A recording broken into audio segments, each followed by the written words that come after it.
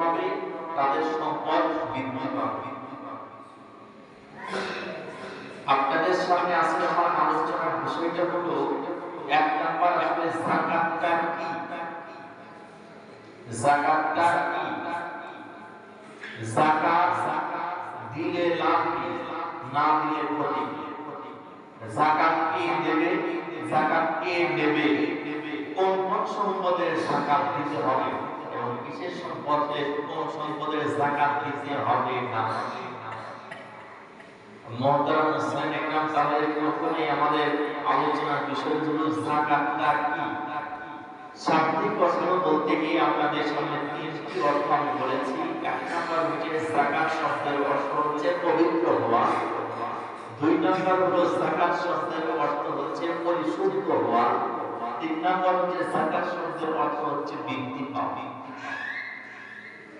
এখন আসেন এই শাব্দিক অর্থের পরে পারিভাষিক অর্থটা একটু আপনাদের সামনে বলি।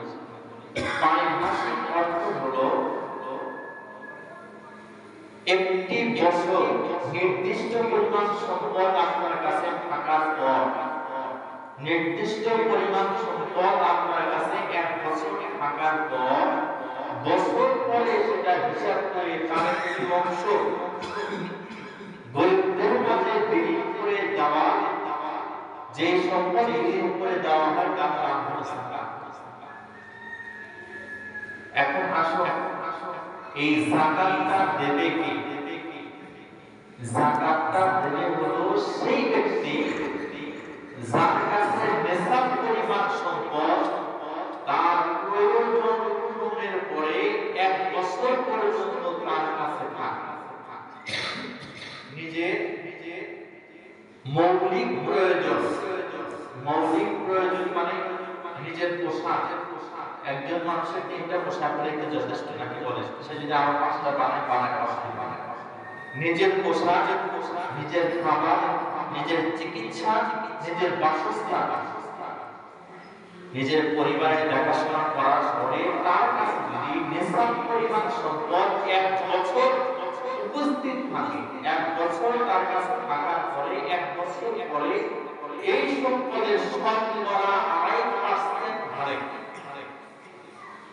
সম্পদ থেকে গরিবদের মাঝে বিলি করে দিতে হবে।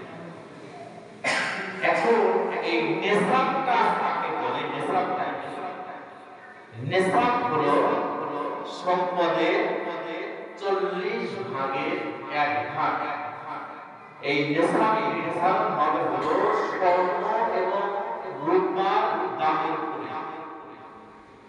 নেশাবটা হলো 52.5 রূপা অথবা 7.5 ভরি স্বর্ণ, 52.5 ভরি বলা যেটা, সেটাই মনে ভরি নাকি বলে 52.5 ভরি রূপা অথবা 7.5 ভরি স্বর্ণ অথবা এই সমপরিমাণ টাকা যদি কোনো ব্যক্তির কাছে এক বছর পরিমাণ থাকে, এক বছর পরিমাণ তার কাছে অথবা ব্যাংকে অথবা যে কোনো জায়গায় যদি থাকে, তাহলে এই সম্পদের 40 ভাগের 1 ভাগ অথবা শতকরা 2.5% হারে তাকে আল্লাহর রাস্তায় এটা দিয়ে দিতে হবে। আমি আপনাদেরকে বুঝাইতে পারছি কিনা যে 52.5 তোলা